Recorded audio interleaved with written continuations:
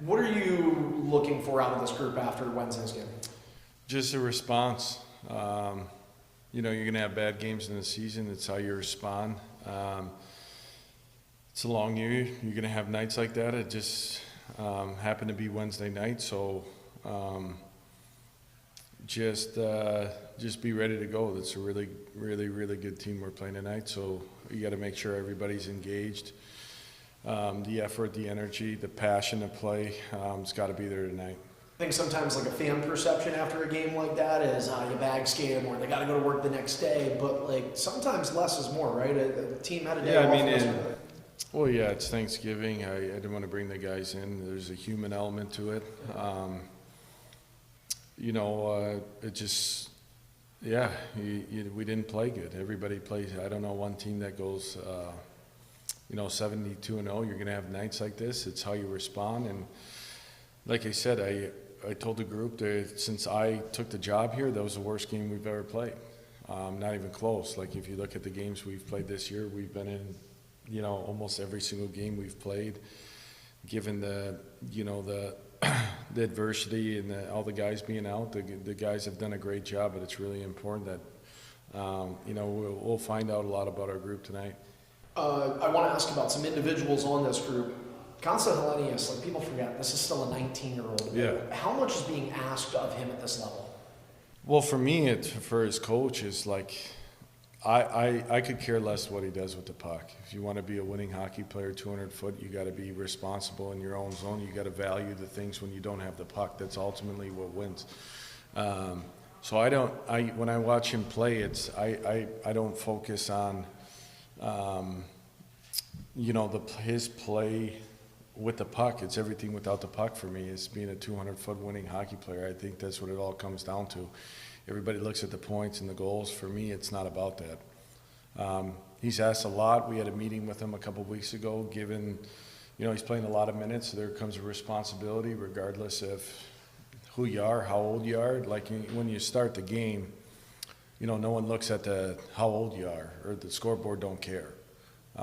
So you got to play winning hockey, and that's what we're asking him to do. And there's areas where he's improved big time, but they're still rounding out his game where you can't think of a player. This goes for all players, not just Consta, where all you think about is offense and scoring. You can't do that. That's not the way the game's played, or the really good teams that play, like a team we're playing tonight. They score a bunch, they check really well, and if you want to. All you think about is offense, you're going to be in big trouble. So for me, it's rounding out your game, not just with Consta, with every one of our players, is winning habits.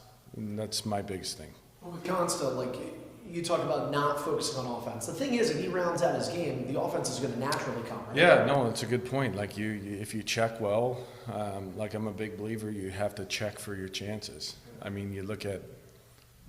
Go look at. Everybody looks at. You watch.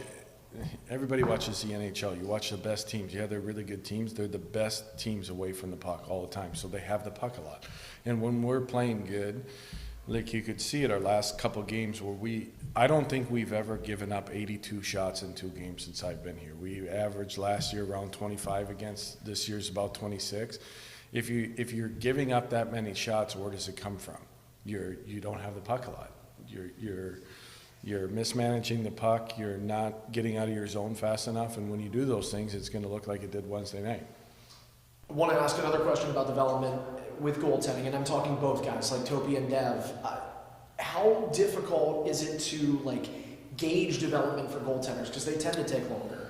Yeah, they're in different positions too. Yeah, it's just you need starts. Right now, Dev needs starts. Topi's early in this process of becoming an everyday AHL goalie, and it's just with both guys. It's we communicate with Shamo on the starts. Dev's going to go tonight, and Topi will get in there next week. But yeah, it's a timetable. Like you look at all the goalies that have played in the NHL. There's a certain amount of games that they've played in the American Hockey League, and goalies, it's different. It's a timetable. I mean, you have very few goalies that are in the NHL that haven't spent a lot of time in the American Hockey League. It's a really good league to develop for goalies. It's really difficult, and we have a plan for both guys. It's a little easier now with two, but yeah, Toby will get in next week. Dev will go tonight. We do talk a lot about Dev, I know that, but can you talk a little about Toby? I don't think we've asked you much about him. Big goaltender, he's very different. Yeah, he's really athletic. He plays the puck really well. He's really good at swallowing rebounds. Now the game is faster at this level, so shots are coming at you quicker. There's a huge ceiling for him. He's early in his process. I think he's learning how to be an everyday worker, how hard it is, and your process that you have to be a goaltender in professional hockey. And it's his first year of really, he had 1 year in the Swedish second league, and this is a different level. So it's, there's been good games, there's been bad games, what we thought was going to happen with the young goalie, but he's working really hard, and I think he's going to look a lot different at the end of the year than Dean does now.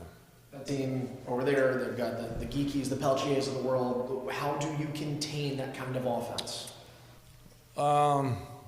Yeah, you just got to play the game the right way. I mean, that's, I don't know. They're really well coached. They play the game the right way. They don't give up. They're one in the league in every category, offensively and defensively. Not just when you go on the American League and you check goals for and goals against. When you look at what they give up in their zone analytically, they don't give up line rushes. They defend really well. Everybody plays a team game. They're a really good team, and you got to play the game. You can't cheat the game against them, and they're really good offensively because they defend really well. They're good on special teams. It's just a really good hockey team, and they're playing really good right now.